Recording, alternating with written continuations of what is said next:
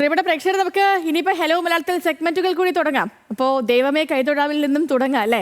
നമ്മുടെ തിരുവനന്തപുരം ജില്ലയിലെ വളരെ പ്രധാനപ്പെട്ട തീർത്ഥാടന കേന്ദ്രങ്ങളിൽ ഒന്നാണ് വെട്ടുകാട് പള്ളി.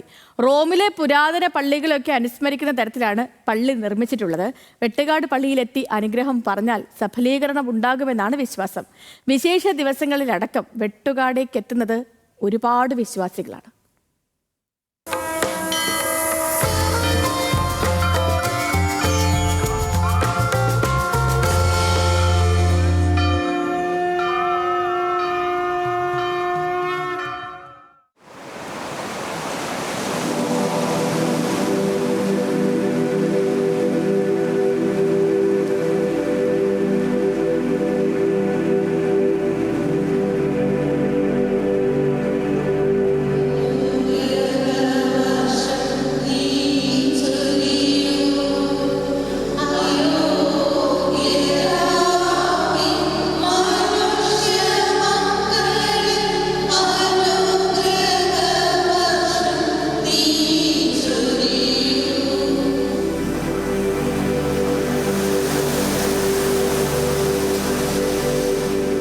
അറ്റമില്ലാത്ത കടലിലേക്കും അനന്തമായ ചക്രവാളത്തിലേക്കും മുഖം നോക്കിയാണ് വെട്ടുകാട് പള്ളിയുടെ നിൽപ്പ്.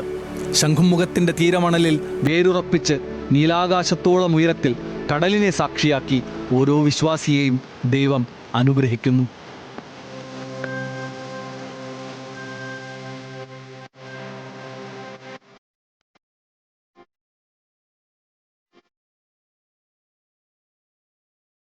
നൂറ്റാണ്ടുകൾ നീളുന്ന ചരിത്രമുണ്ട് വെട്ടുകാട് പള്ളിക്ക്. 1543 1547 ഇടയിൽ വിശുദ്ധ ഫ്രാൻസിസ് സേവിയർ ദേവാലയം സന്ദർശിച്ചതായി വിശ്വസിക്കപ്പെടുന്നു. മാദ്രെ എന്ന ഇറ്റാലിയൻ പദത്തിൻ്റെയും ദേ ദേവൂസ് എന്ന പോർച്ചുഗീസ് പദങ്ങളുടെയും സമ്മിശ്ര രൂപമായ മാദ്രെ ദേ ദേവൂസ് എന്ന നാമമാണ് ദേവാലയത്തിന്. ദൈവത്തിൻ്റെ അമ്മ എന്നാണ് ഈ പദങ്ങളുടെ അർത്ഥം.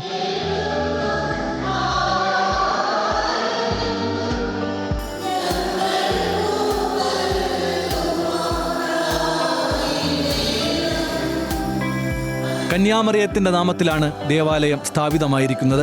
വെട്ടുകാട് പള്ളിയുടെ നിലവിലെ ഘടന 1934 1937 ഇടയിൽ റവറൻ ഫാദർ ഗോർഡിൻ എ ഗുഡിഞ്ഞോയുടെ നേതൃത്വത്തിലാണ് നിർമ്മിച്ചത്. പുനർനിർമ്മാണം പൂർത്തിയായത് 2018.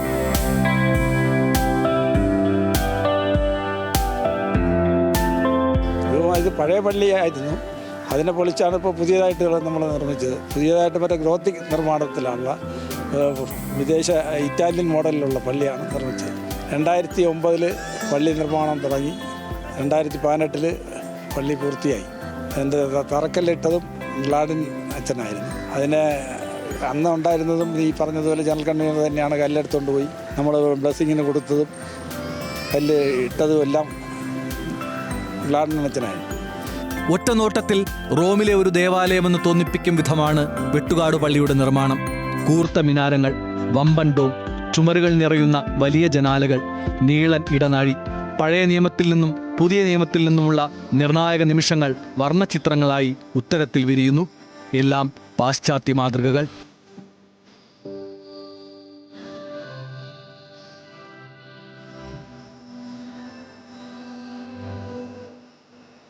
തിരുവനന്തപുരം ലാറ്റിൻ കത്തോലിക്ക അതിരൂപതയുടെ കീഴിലാണ് വെട്ടുകാട് പള്ളി.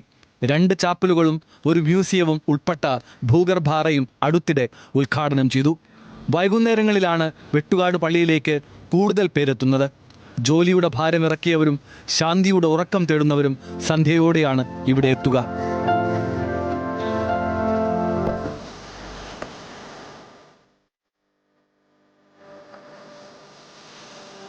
ഒരുപാട് ആൾക്കാർ ദൂരെ നിന്ന് വരുന്നുണ്ട്. കേരളത്തിൻ്റെ പല ഭാഗത്തു നിന്ന് വന്ന് പ്രാർത്ഥിച്ച് അവരുടെ കാര്യങ്ങളൊക്കെ പ്രശ്നങ്ങൾ ക്രിസ്തുരാജ സന്നിധിയിൽ അവതരിപ്പിച്ചിട്ട് അത് നിവൃത്തിയായിട്ട് പോകുന്ന ആൾക്കാരാണ് കൂടുതലും. ആര് വന്നാലും 4 നേരം ഭക്ഷണം കിട്ടുന്ന ഒരു സംവിധാനം ഇവിടെയുണ്ട്. PSCയുടെ അതിൽ ഈസ്റ്റിൽ വന്നിട്ടുണ്ട്. പിന്നെ ചേട്ടനിപ്പോൾ കാല് വയ്യ, അപ്പോൾ അതിന് വേണ്ടിയിട്ടാണ് പ്രാർത്ഥിക്കാൻ കിട്ടുന്നത്. മോന് വയ്യ, സുഖമില്ലാത്തതാണ്. ഇപ്പോൾ എഴുതി നടക്കുന്നുണ്ട്. നേരത്തെ എഴുതി നടക്കുന്നില്ലായിരുന്നു, ഇപ്പോൾ എഴുതിയൊക്കെ നടക്കുന്നുണ്ട്. ഇവിടെ വന്നതിന് ശേഷം ഇച്ചിരി എണീറ്റ് നടക്കാറുണ്ട്. അവൻ്റെ സ്വന്തം കാര്യങ്ങളൊന്നും തനിയെ അവൻ ചെയ്യുന്നുണ്ട്. ഇപ്പോൾ അങ്ങനെ ഒരു വിശ്വാസമുണ്ട്. വെട്ടുകാട് പള്ളിയുമായി ബന്ധപ്പെട്ട ഏറ്റവും പ്രധാനപ്പെട്ട ആഘോഷങ്ങളിൽ ഒന്നാണ് ക്രിസ്തുരാജ തിരുനാൾ. ആരാധനാക്രമ വർഷത്തിലെ അവസാന ഞായറാഴ്ചയിൽ 10 ദിവസങ്ങളിലായി ആഘോഷിക്കുന്ന ഈ ഉത്സവം 500 വർഷത്തിലേറെയായി ആചരിച്ചു വരുന്നു. വിശുദ്ധ കുർബാന, സമൂഹ ദിവ്യബലി തുടങ്ങിയ പ്രത്യേക പ്രാർത്ഥനയോടെ ആരംഭിക്കുന്ന പെരുന്നാൾ ക്രിസ്തുരൂപം വഹിച്ചുകൊണ്ടുള്ള ഘോഷയാത്രയോടെയാണ് സമാപിക്കുന്നത്. വെട്ടുകാട് പള്ളിയിൽ ആഴ്ചയിലുടനീളം ഒന്നിലധികം കുർബാനകൾ നടക്കുന്നു. ഇംഗ്ലീഷ്, തമിഴ്, ഹിന്ദി, ലാറ്റിൻ എന്നിവയുൾപ്പെടെ വിവിധ ഭാഷകളിലാണ് കുർബാന നടക്കുക. ഇടവകക്കാരുടെ സമയക്രമം പാലിക്കുന്നതിനായി വിവിധ സമയങ്ങളിൽ ദിവസേനയുള്ള ശുശ്രൂഷകൾ നടക്കുന്നുണ്ട്.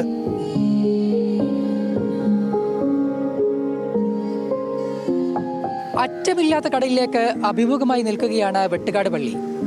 വിശേഷ ദിവസങ്ങളിൽ 9ഓളം കുർബാനകൾ നടക്കുന്ന, വ്യത്യസ്ത ഭാഷകളിൽ കുർബാന നടക്കുന്ന ഒരു പള്ളി.